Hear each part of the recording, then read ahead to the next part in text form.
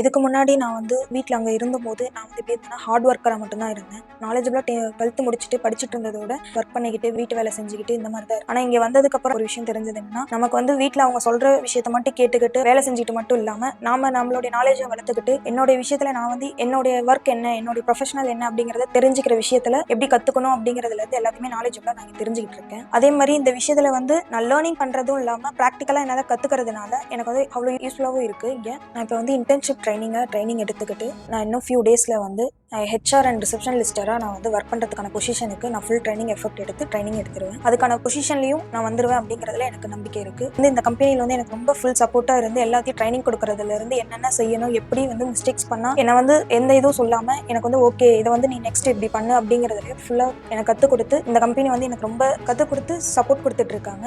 எனக்கு ரொம்ப யூஸ்ஃபுல்லாகவும் ஹெல்ப்ஃபுல்லாகவும் இருக்குது. நான் ரொம்ப இப்போ வந்து ஹாப்பியாக ஃபீல் பண்ணுறேன்.